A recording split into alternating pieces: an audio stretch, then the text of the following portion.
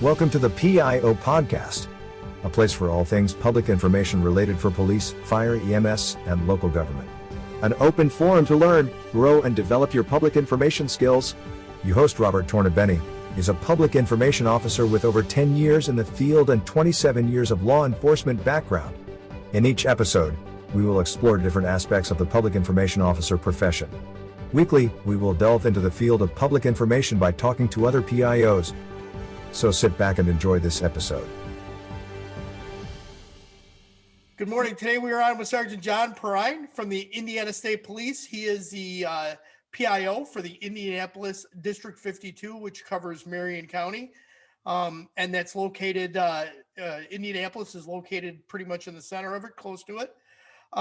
You have an additional 5 counties that you handle as well. Yeah, 6, actually, we have 7 total counties. We have Marion County, which is obviously where Indianapolis is. And then we cover all the counties around. So 7 counties, almost 400 miles of interstate in our district that we cover, and 24/7 operation. That is a really wide area to cover. And are you the sole PIO for that entire district? I am, and so I'm technically on call 24/7, whether I'm on vacation or I have a phone and I answer those calls. Really, even on vacation? Yeah, I have people that help that can fill in for things, but the media often doesn't know that I'm on vacation, so I can't just not answer the phone. So when something happens, most of those phone calls I can clear up with a quick conversation versus going through a chain of contacting this person, telling them what they need to say to this person, and so sometimes it's just easier to do it yourself. Gotcha. So the backup people, they're just there. They're not there on a day-to-day operation. They're just there in the event you're not in town. That's correct. Yeah, I mean, I've got a trooper at the district here. He's been a trooper for about 12 years. Nick Cleancammer, that fills in for me. He'll go to scenes that I can't make it to, but he's not a PIO. He's been through some training, of course, but as far as actually in the PIO office, there's just one per district in the state. Wow. And you have a very big district. I mean, I think that it's one of the largest ones, I think, in Indiana for you guys. It is. It's I don't know about geographically the largest. Some of our districts are actually pretty big, span a wide area, but we are the busiest. We do handle the most calls, and the vast majority of those calls are crashes on the interstates. Okay, so you and understanding the dynamic of what Highway 65 comes through, and what is that, 70 that crisscrosses That's right. Across that. So you get a lot of interesting accidents and so on that come out of that, I'm sure. Yeah, again, we're a full service police agency. We're not a highway patrol. So we have every aspect of law enforcement, everything from obviously road patrol to investigations detectives. We have a full-time SWAT team. We have air support with helicopter and airplanes. So we're a full service police agency, but a lot of our work is done on the highways. And with Indiana and Indianapolis specifically being kind of the crossroads of America, we definitely do get a lot of traffic coming and going all across the state. Very good. So I want to ask you a real quick question. Chicago had a thing out just today that said that they've had a 380% increase of shootings on the highway. Have you guys had an increase as well?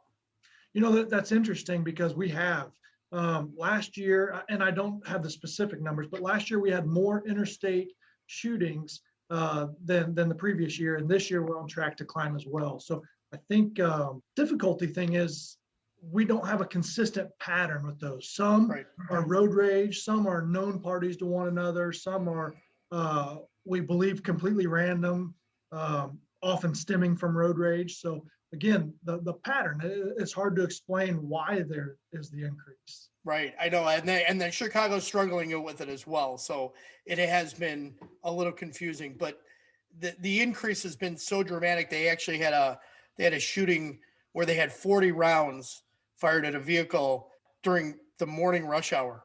I mean, that's insane, especially with the amount of vehicles that would be around it. Yeah, that's terrifying. I mean, not only are you shooting at or from or near a moving target, but there's so many innocent people that find themselves in that line of fire and in the danger zone. And so it's reckless, it's careless, and we're doing all we can to identify a solution, whatever that may be. And I know everybody is, and I know a lot of agencies across the country are starting to see this increase, and the gun violence has increased dramatically. But everybody's dealing with it. It's just it's a nature of the pandemic and people being cooped up. And once they get out into their car, it's all right. So, can you give me an example of some of the large scale incidents that you guys have handled in the last few years? Yeah, probably one of the largest that I've been involved with was a double homicide in Delphi, Indiana, where two young girls on February 13th came up missing. A small rural town in Indiana, and the next day they were found deceased. And that case is still unsolved. We've worked diligently since it happened in 2017 to find the person responsible, and it's been a nationally covered case. And I was involved very early on in that investigation, and have kind of stayed connected. And it was devastating because by the time I got involved was about week 2 of the investigation. And every single day, it seemed like the next day is the day. Like it seemed like every arrow was pointing in the right direction, and we were steps away. And then here we are 4 years later, still taking these tips in, following up on every single tip, trying to get the answers. We have a huge puzzle that we have put together, and we feel like we're missing one piece. That's got to be so tough for the investigators to handle that, and everybody connected to say, we just need that little bit, and it'll put us over the top. That's tough. Definitely an emotional toll on them, and such a huge coordinated effort across this country. I mean, so many law enforcement officers have been involved in this case and done incredible work. And we want people to know that we're still working. I mean, that's not one that we're going to put up on a shelf. Just like any other criminal investigation, we don't just put them up on a shelf and forget about them. Right. John, I forgot to ask you this question before. So what's your background and how did you become the PIO for the district? I've been with the Indiana State Police for almost 18 years now, and I don't have a specific background. I actually got hired very young. I was 20 when I got hired, 21 when I went into the academy. Wow. You had to be 21 to be in the academy. So very, very young. And spent most of my career patrolling, and I was a firearms and tactics instructor. And as my career evolved, I really took an interest in public relations. Like I like doing the school programs and going to the schools and talking to the kids and the career fairs. And I truly enjoyed connecting with the communities and the people in the community. And that kind of led me down the path to latch on as an acting PIO for the guy that had it before me, Sergeant Rich Myers, who's now sheriff of Morgan County. And Rich would give me things little bits at a time, and before I know it evolved into something I really truly enjoyed doing. The job came available, I applied, and fortunately was able to be the successful candidate. Very good. I mean, that's kind of the way I got my start, was through community relations and the school stuff. So yeah, it's kind of a natural progression in a sense. It's funny though, because when you are a first responder, emergency personnel, you see the PIO show up, and they go over, they talk to the cameras at these scenes, and then they leave or whatever. And you're thinking, that's all they do? Like, really? Because I think anybody that's never been a PIO can truly understand that, 10 minutes on camera often is 2 or 3 hours of work on each side of it, gathering the details and talking to the people involved and making sure. And in today's world, that information moves so incredibly fast. Anything that we put out has to absolutely be accurate. It has to be consistent, and sometimes that becomes difficult with the speed that information moves. I'm going to ask you a question about that then. So you guys put out press releases. Are you releasing them through your social media, or are you putting them out? Is it just a normal press release out on an email? Yeah, we use a service called Gov Delivery, and so people can subscribe to those to get it on their email. They can get it via text.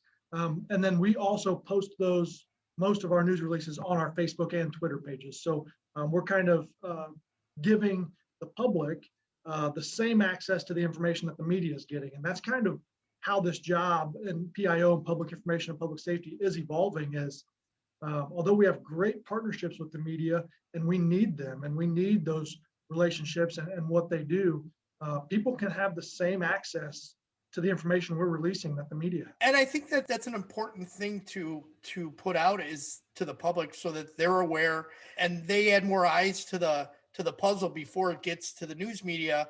They may actually be able to provide information quicker than waiting for the news story to break on the news channels. Yeah, used to, and I've been a PIO for 5 years, not a long time, but I've seen an evolution just in how fast the information travels. And, what used to take 2 or 3 hours to hit the internet or the social media, now within minutes. I mean, oftentimes I'm seeing pictures from a crash scene that I'm en route to before I even get there. And so that's just how fast this information moves now. That's an incredible thing that a lot of people don't realize, is that there is stuff coming out before we've even had an opportunity to try to address it. My former agency, we put out accident information via social media. We started getting, and it was an automated service that would just put out accident this location. Yeah. And people would start tweeting us photos. Oh, this is a bad one. You may want to have more people come. And we didn't realize that was happening right away. But then we're starting to see the notifications come in, and we actually ended up routing more people to it because we had actually a triple fatal with a truck driving over a car. Mhm. Nightmare. Somebody sent the picture of the truck on top of the car, and they're like, and that was before an officer even got to the scene. So yeah, you're right. It does move at the speed of light.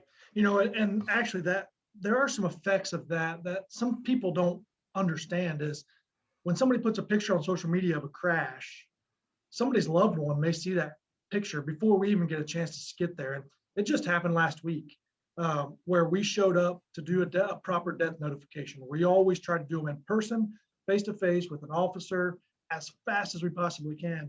And unfortunately, the family had already seen the wreckage on social media and made the assumption because they couldn't get a hold of their loved one that they were trying. That was the route that they were traveling. It looked like their car. Those are absolutely devastating. I mean, death notifications are the worst, of course, but when you show up into a situation like that and they kind of know, and then as soon as they see you, they really know, it becomes difficult. So we always ask people to really think twice before they post that video or that picture of that fresh crash scene. Even if you don't have the license plate number or whatever it may be, that somebody's going to recognize that vehicle. Great point, John. Thank you. So in August of 2011, the stage collapsed at the state fair. Was that an incident you were involved in? I was, only because I had taken my wife to that concert. So I wasn't working, but my wife and I were there.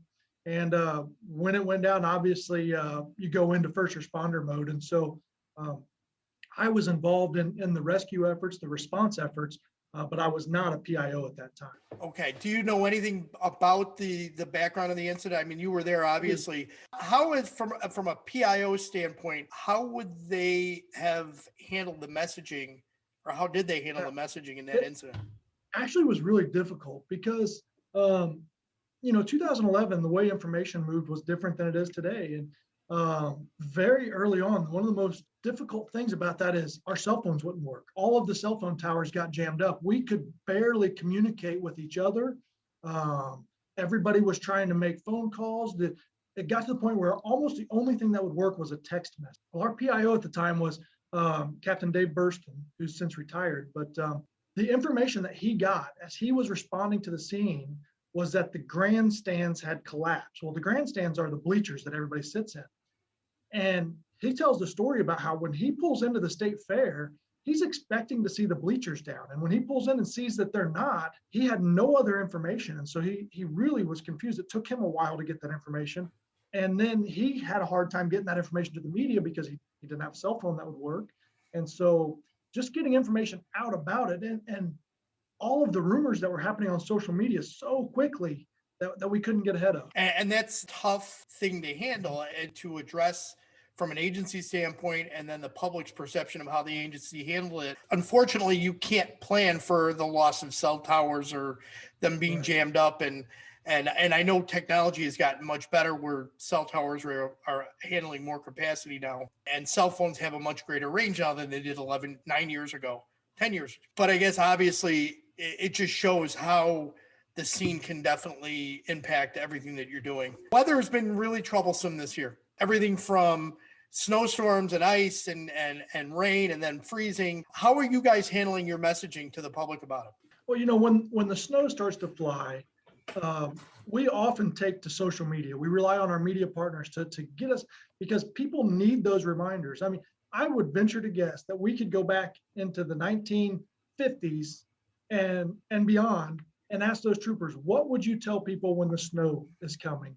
And it's the same thing we tell them today, but people still need those reminders because we get stuck in these routines every time. Every time it snows, we get hundreds of crashes, and you just often wonder, what's it going to take? When is it going to click for people just to slow down a little? Slow down and give some distance, right? I mean, It seems so simple, amazing. but the problem becomes that we see more and more is people get so reliant on their car's technology. They say, I have a four-wheel drive, I have all-wheel drive. I can drive as fast as I want. Or, I'm a semi-tractor trailer that weighs 80,000 pounds. The snow doesn't slow me down.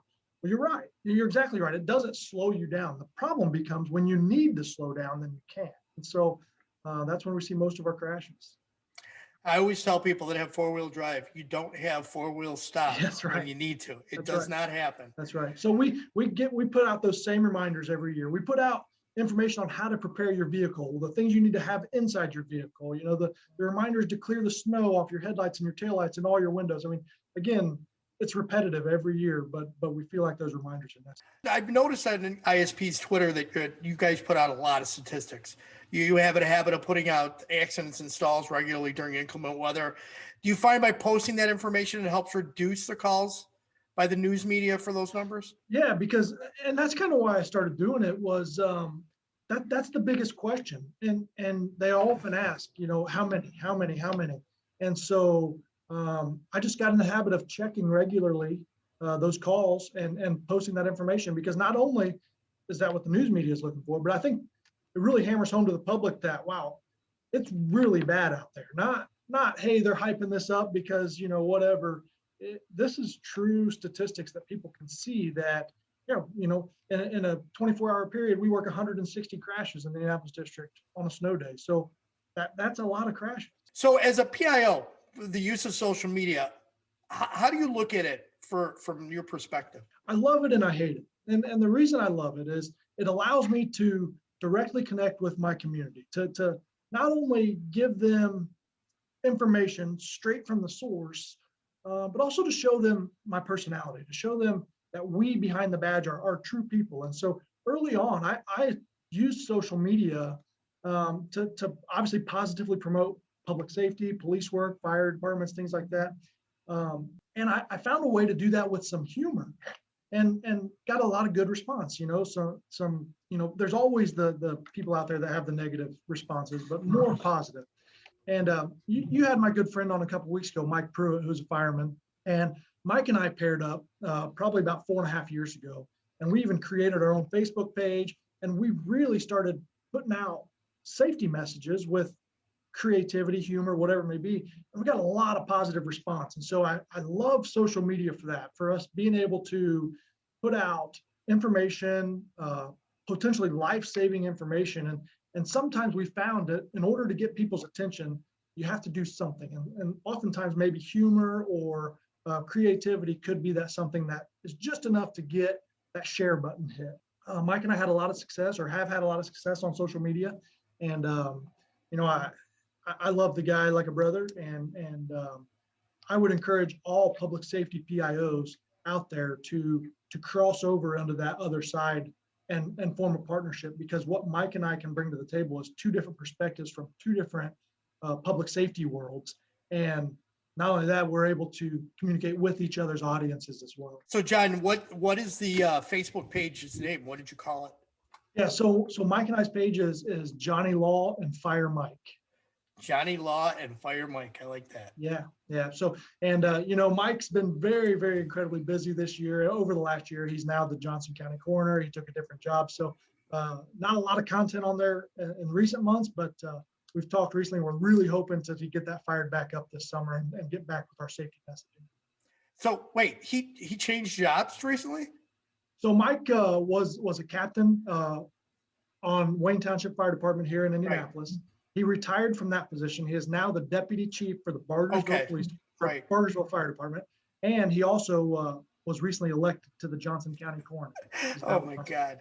He needed more things to do. Yeah, he's a busy guy. Yeah. You said you liked social media and then you loved it and hated it. What do you hate about it? I think sometimes we all kind of get sucked into some of the negativity on there. And as I'm reading social media or monitoring or whatever it may be, sometimes the negativity can, not against me or against, just, I'm talking just in general, some things just kind of, make you feel not so good anymore. And so I think I love it more than I hate it, if that makes sense. I love the communication aspect, the ability to communicate. But I also think that sometimes the negative stuff on there can be hurtful and can really be depressing kind of. Absolutely. And that's important, that we as PIOs also have to be able to step back and break and disengage. It's tough for you because you're 24/7, 365, no vacation time off with that. But I hope you do get a chance to take yourself down and break. The longer I've been in this PIO job, the more I've learned that it's okay to disconnect. I mean, early on, that'd be my advice to any young PIO or any new PIO coming in, is when you first come in, it's overwhelming, and you feel the need to be connected all the time, whether that's on Twitter, on Facebook, on email, text message, checking websites, whatever it may be. You feel this need, and it really starts to affect your personal life, because you find yourself after dinner, you grab your phone and you get on Twitter just to make sure you're not missing anything.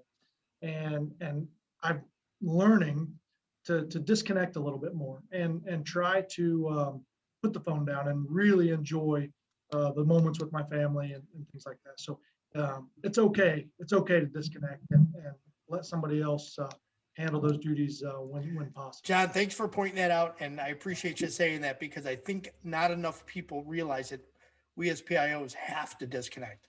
And that's important. So thank you for talking about that. I'm going to jump to a different question here. How do you feel it is for an agency to have too many, or some have 1, 2, or 3 social media, and then others have 20? Do you think they're spread too thin? I mean, how many do you guys have? Well, every district has their own Twitter account. Every district PIO has their own Twitter account. We have a statewide Twitter account. Facebook pretty much mirrors that. And then we have some other entities that have created their own social media, such as our recruiting, our academy personnel, our commercial vehicle enforcement division. So again, I think there's a benefit to social media where certain people are looking for certain content. And the more content that we can give them, whether it be, hey, I only want to see what's going on at the academy because I have a family member in the academy, or I kind of am interested in commercial vehicles, so I want to see. So I think by giving them that, it brings in a bigger audience. And I think our experience is we tend to have the same followers across all of our pages. And so it maybe gets us a bigger audience. Maybe they're following one district and they say, hey, we'd like to see what's going on with the other districts, and they follow that district. So I think we've been able to embrace social media and use it, and have had some success with it. And we have several pages being monitored right now. Do you have Instagram and Snapchat, any of those? I don't. I grabbed my Instagram screen name with the idea that I was going to try to learn it. But that was probably 3 years ago. And it kind of goes back to, I didn't know anything about Twitter before I was a PIO. And now Twitter kind of becomes my go-to when I have information to release. And so we have some that have dabbled into Instagram. I think our recruiters really use Instagram because we find that the age of people that we're recruiting, the college age kids and high school age kids, are often found on Instagram. So I think our recruiters are using Instagram more than our district level PIO. And of course, different platforms have different age brackets, have different interest groups. That would make sense for that to be more of a recruiting informational method, as opposed to Twitter that is kind of fast paced and fits more with the state police model of dealing with traffic and the investigation side of it. So yeah, I get that. All right, so we're going to go into some rapid fire questions here. Be relatively easy for you. Favorite food? Spaghetti. Okay. Yeah, I'm a pasta guy. You're a pasta guy. All right. Last good book or movie that you've seen or read? Oh, geez. I've got two young boys at home. And so a lot of my movies and books are child related at this point. So, I don't even remember the last time I sat down with the intention of watching a movie for myself. We like to watch movies as a family, and they're often child's movies. Okay, then I'll skip over this next one. Must have junk food. Chocolate. I love chocolate. Do you have a mantra, John? I don't necessarily have one, but I think most people that know me say that I'm telling people wear their seatbelt, buckle up all the time. Buckle up, wear that seatbelt. I mean, that's it's repetitive, but that's kind of what I like to tell people. I think maybe there'll be a lot of people that'll be paying attention more to seatbelts after seeing what happened to Tiger Woods and the fact that they said a seatbelt saved his life. I truly hope that in the aftermath of this, that Mr. Woods will come out and as an advocate for seatbelts. And I think that would be really, really good for us in public safety to have him on our team, really pushing for people to wear their seatbelts. Yeah, I'm hoping. Hopefully, the LA County Sheriff's Department will maybe partner with him, and I think that he seems like he's the type of person that is genuinely thankful for life to begin with, and that second chance there. So there's Robert. Not to get too off track here, but seatbelts, it's one of those things that it's a pet peeve of mine when I hear people say, oh, I had an uncle that was in a crash once and the officer told him if he was wearing his seatbelt, he would have been killed. But thankfully he wasn't wearing it and he survived. And in 18 years of law enforcement, I've never been on the scene of a crash where somebody was killed because they were wearing their seatbelt. Never. And I don't know if you've seen it either. And so I like to have that conversation when people give me, once when I was a kid, I had this crash and I wasn't wearing a seatbelt, and thankfully, I just don't see it. And so I always like to squash that. There is not one incident in my 27 years of law enforcement where I could ever say that somebody not wearing a seatbelt saved their life. Always the opposite. Yeah. Always. Yeah. So anyway, sorry to get off track there. I not at all. Saw an opportunity there. All right, back to this. If you could do anything, I would blank. Travel more. I love to travel with my family, and if I could do more of it, I definitely would. Here's a follow-up. If you could go anywhere in the world, where would you go? Gosh, I'm a beach guy. I'd really like to see like Fiji, Tahiti. I'd really like to see some of those islands. So probably out in that area. Nice. One person, dead or alive, you'd like to meet. Wow, that's a good one. I just read an article this morning. So I would say Peyton Manning, and not because he's a sports hero. I love what he did as a football player, but I love even more what he did for the community of Indianapolis with his hospitals and his community work. And really just love to have a conversation with him about I would venture to guess there's hundreds of things that he's done that nobody even knows about that have been great positive things for our community. And that's really what I think he's been a great pillar for Indianapolis, and I'd like to talk to him about that. Awesome. If you had a superpower, what would it be? Oh, wow. Man, that's a good one, but I think just the ability to fly would be awesome. Just being able to be in more places more often would be pretty cool. That would be a good one. I like that. John, final thoughts. Is there anything else you want to share with us? No, I thank you for giving me the time on this platform, and I applaud you for it. And I think it's a needed and a great podcast. And I've listened, and I appreciate the work that you've done. And public safety, PIOs, we all understand what goes into it. And it's hard to explain sometimes, but just want everybody who's listening to know that if you need a resource in Central Indiana, I'm more than happy to answer my phone anytime you call, email, text, whatever you need. I might not have the answer, but I've built a pretty good network of people that do have answers, and we together can get a solution. So John, how could people reach out to you? How can I? Yeah, so you can find me on Twitter at ISP Indianapolis. You can find me on Facebook at Sergeant John Perrine, Indianapolis District. You can email me at jperrine, Perrine, at isp.in.gov.